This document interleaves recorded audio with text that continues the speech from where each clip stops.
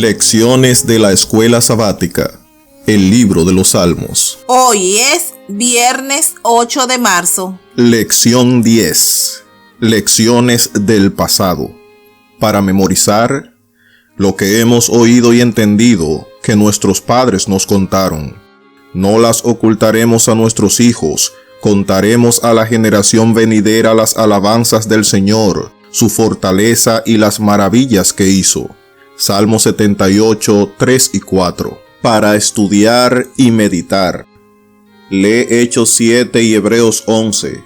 Según el Nuevo Testamento, ¿cuál es el objetivo final de la soberana conducción de Dios sobre su pueblo en la historia? Los salmos históricos son un poderoso testimonio de la fidelidad de Dios hacia su pueblo.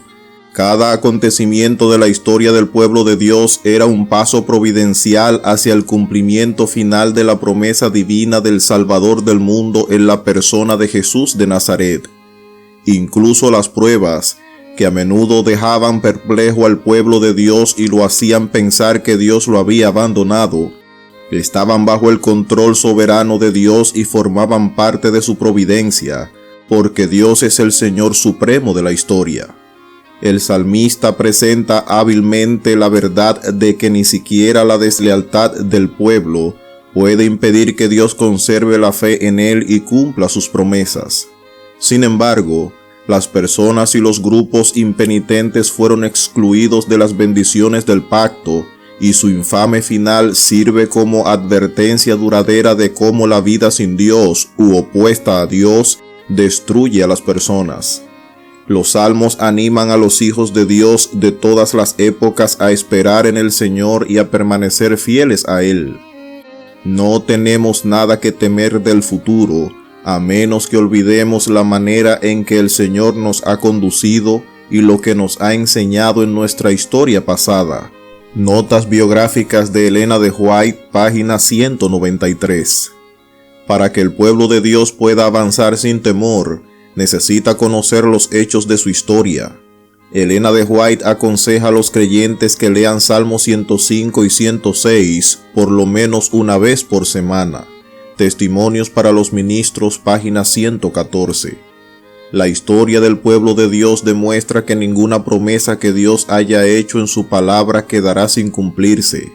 Esto incluye tanto las promesas divinas de protección individual en la actualidad, como las promesas futuras acerca de la segunda venida de Cristo, que establecerá el reino de Dios de justicia y paz en la tierra nueva. Preguntas para dialogar. ¿Cuáles son las bendiciones de recordar la fiel conducción de Dios hacia su pueblo en la historia? ¿Cuáles son las consecuencias de olvidar o ignorar las lecciones del pasado? ¿Cómo podemos aplicar ese mismo principio a nosotros como iglesia llamada a cumplir la misma misión que el antiguo Israel? ¿Cómo nos animan los salmos a reconocer el cuidado providencial de Dios en nuestra vida y a ejercitar la paciencia y la confianza en los caminos soberanos de Dios, incluso cuando no es fácil entender por qué las cosas suceden como suceden? ¿Cómo podemos hacer que el estudio de la historia del pueblo de Dios ocupe un lugar más destacado en nuestros cultos personales y comunitarios? ¿Cómo podemos ser más intencionales a la hora de contarles a nuestros hijos la historia más reciente del pueblo de Dios?